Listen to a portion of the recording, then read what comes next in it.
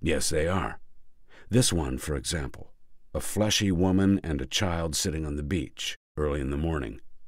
Look at the heft and presence of the figures, all done freehand with a loaded brush. 10 strokes, and there they are. And look at the sweep of the wet sand, that perfect color, and the white of the paper showing through just enough to make it shine. And this one, Winter on the Sound, and 3 seagulls made out of the white of the paper, just chopped in against the gray sky, and they're perfect and alive. Do you have any idea how hard it is to get those effects in aquarelle? This is not the kind of kit you buy in resort souvenir shops.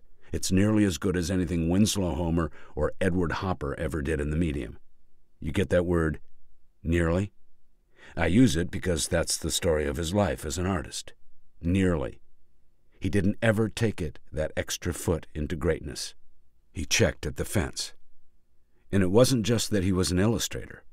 Homer did illustration. Dürer, for Christ's sake, did illustration. No, there was something missing, or maybe, something stifled in him. That's why he put these away. He doesn't want to be reminded of how close he came. You need more than talent to be a painter. You have to take risks.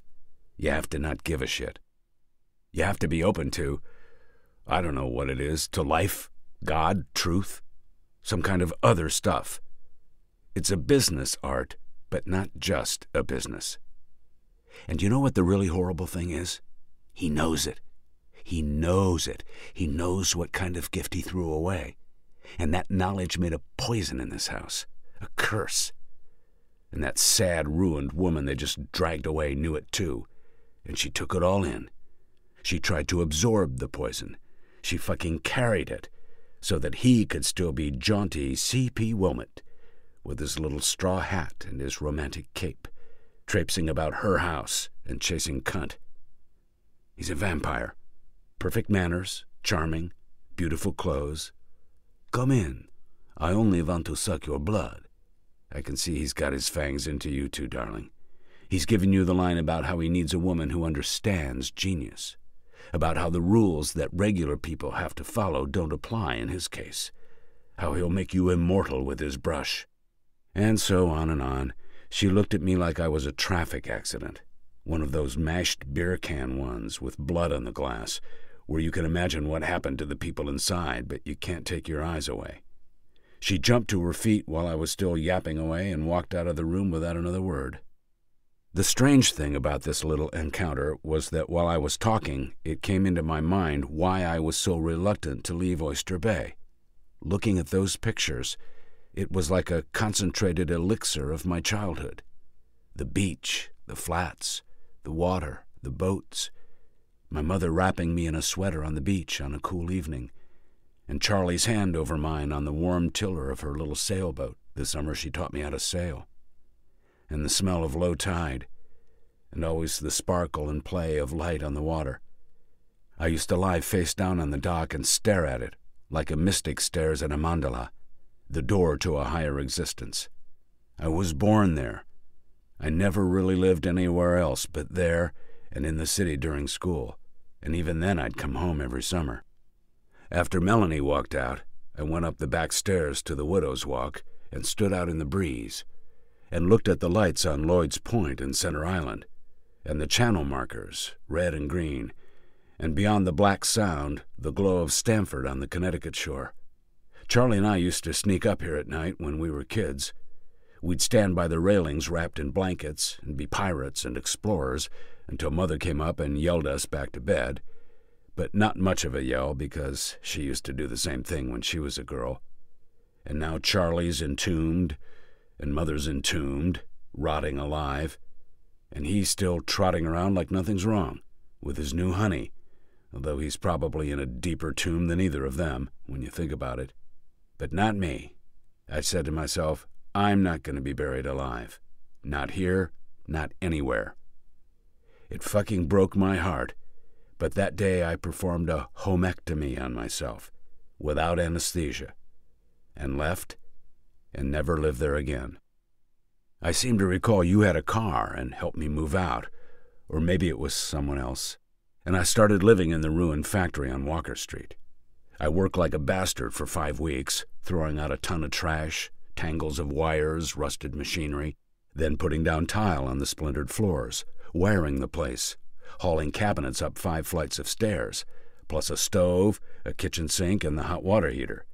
If I'd known what it would be like, I probably wouldn't have started. A hot water heater up 5 flights of stairs by myself. The only thing I had help on was the drywall. The guy on the 2nd floor took pity on me, Denny Bosco, another painter.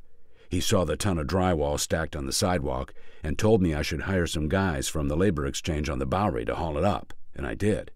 Who knew? And he helped me with the drywall, too. One thing it's real hard to do by yourself.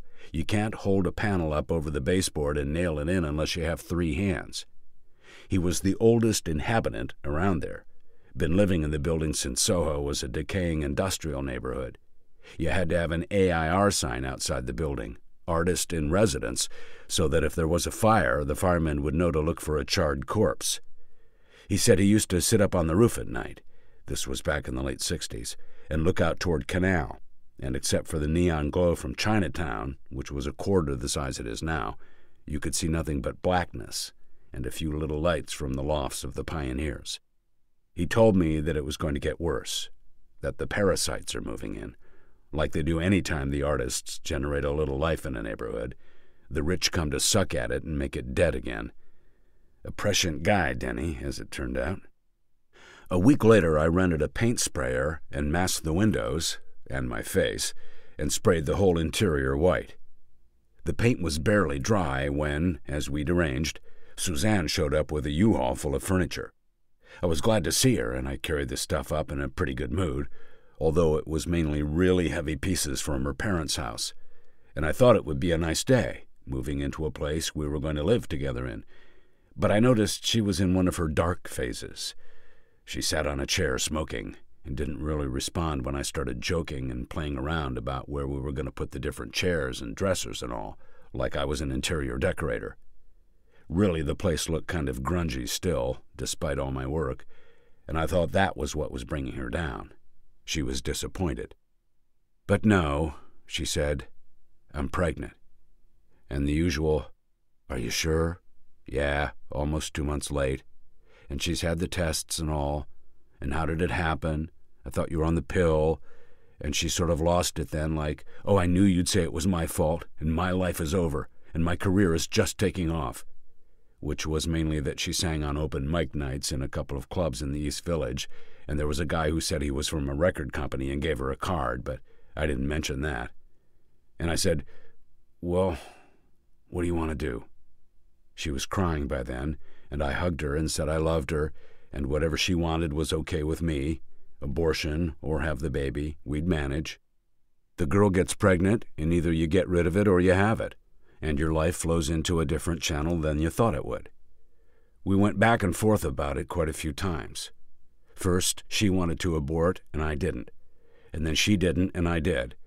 And I guess the Catholic thing is still there, but not only that, it's something about the flow of life. It makes me crazy to think of the hole you'd have to live with for the rest of your life, and that can't be good for a relationship. But what did I know? Charlie always said, go with life. Love your fate. Amor fati is the expression. I'd have given anything to be able to talk this through with her, but when I called the number of her society, they said she was en route to Uganda,